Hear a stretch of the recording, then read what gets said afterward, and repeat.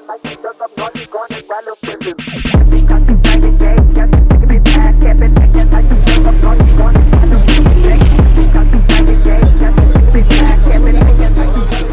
is up everyone, hope you all are doing good.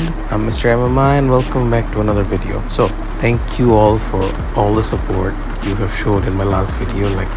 Thank you so much. This is my first ever video. আমি কখনো expect করি না যে এরকম একটা ভিডিওতে মানে it was a very amateur attempt, but still মানে এত ফিডব্যাক, সবার এত positive comments, likes, alhamdulillah, I'm so grateful for it. So by the time you're seeing this video, already আমার বাইকের ফার্স্ট ব্রেক ইন মাইলস্টোন আমি reach করে ফেলছি, 500 kilometre cross করছি। এখন by the time I am uploading this it's already Eid শেষ হয়ে গেছে অ্যান্ড আমি সার্ভিস করাতে নিয়ে যাবো ভেরি সুন। ফার্স্ট সার্ভিসটা it's gonna be a full in depth vlog. আজকের ভিডিওটা হচ্ছে যে 300 ফিট আসলাম, 300 ফিটে একটু কোথায় ঘুরলাম, কারণ হচ্ছে বাইকটা এখনো একদম ব্রেকিং স্টেজে, তো সো হচ্ছে রেগুলার ট্রাফিকে বেরোলে হিটিং ইস্যুটা খুব প্যারা দেয়, কারণ হচ্ছে it hits up very quickly, it gets cool, বা হিট আপটা খুব কুইকলি হয়। যা বুঝতেছে হচ্ছে আমার ইঞ্জিন অয়েল ড্রেন দিতে হবে আর হচ্ছে কুলেন্ট। এখন আমি engine oil next most likely শেলের কোনো একটা ইউজ করবো, কারণ আমি very fond of shell.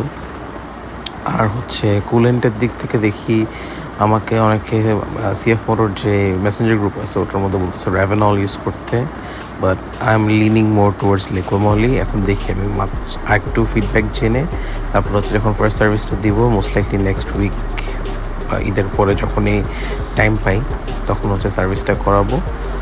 Service তো আবার হচ্ছে সিএফে হচ্ছে কত 300 এসআর মোস্ট লাইকলি 1.4 লিটার্স লাগে engine oil, engine filter change করলে।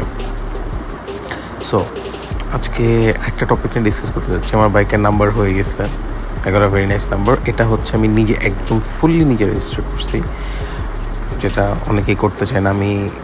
আমি শর্টকাট একটু স্টেপ বাই স্টেপ বলে দিই।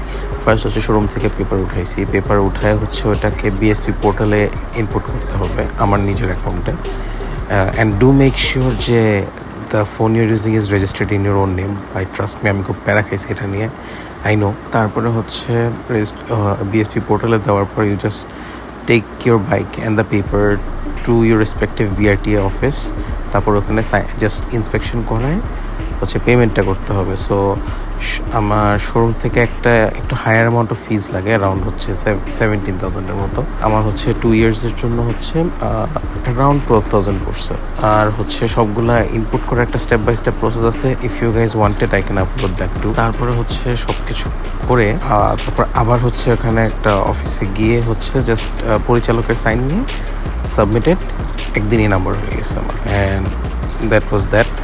তারপরে হচ্ছে এই যে নাম্বার করে আমি ল্যামিনেট করে চালাইতেছি। I don't want to make those cringy number plates like triangle shape, diamond shape, and then কত কিছু বানায় মানুষ। আমি লাইক ভাই simple number plate simple number থাকবে, চলবে। সো তারপরে হচ্ছে এই আজেরা ঘোরাটোরা হচ্ছে ভাইজার টিন্ট করালাম সে দিশমেশ। ভাইজারটা টিন্ট করাইছি হচ্ছে মিরপুর 10 থেকে। খুব একটা ভালো কোয়ালিটি হয়েছে বলবো না, বাট আমার মেন্টাল স্যাটিসফ্যাকশন লাগতেছে, কাজ আমার ওসিডি আছে প্রচণ্ড। আমার হচ্ছে কোনো কিছু আনপ্রোটেক্টেড থাকলে কেমন জানি খুব উইয়ার্ড লাগে।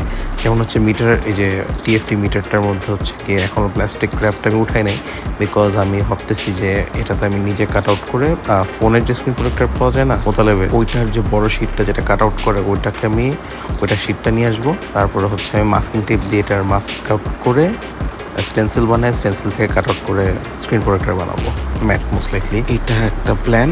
তারপরে হচ্ছে যে বাইকে একটা পুল দেখি কেমন লাগে।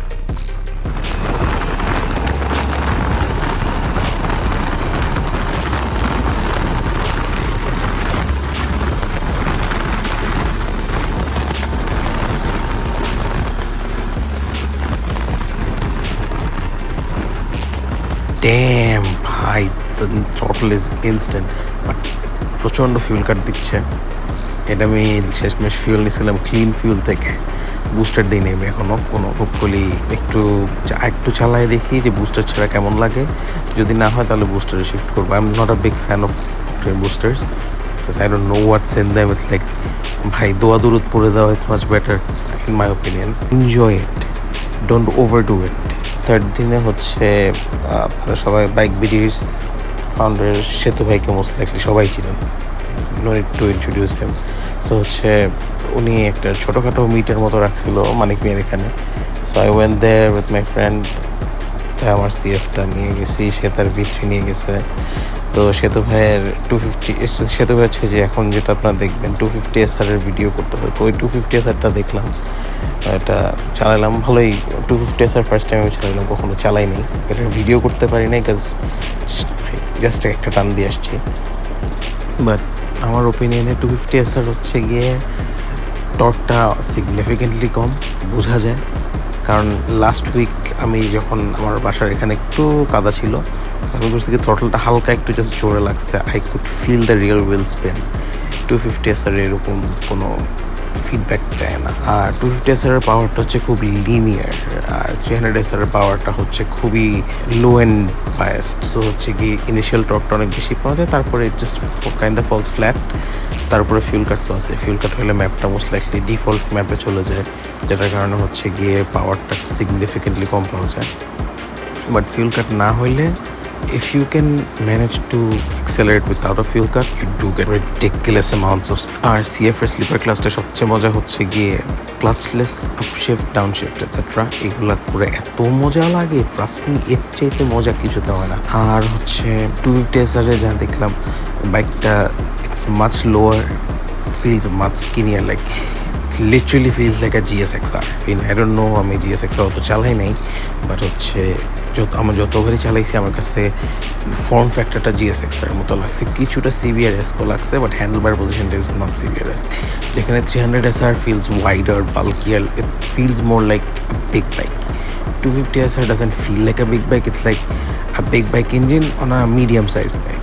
And that's about it. আমার কারেন্ট ব্লগিং সেটআপটা হচ্ছে আমার এই আইফোন দিয়ে করতেছি, যেটা আমার right now you gonna love, but হচ্ছে এই যে যা শুনতেছেন সব হচ্ছে ভয়েস ওভারে করা। সার্ভিসে কী কী করে সব কিছু দেখাবো ইনশাল্লাহ। And that's it for today, thank you all for watching, stay safe and keep riding.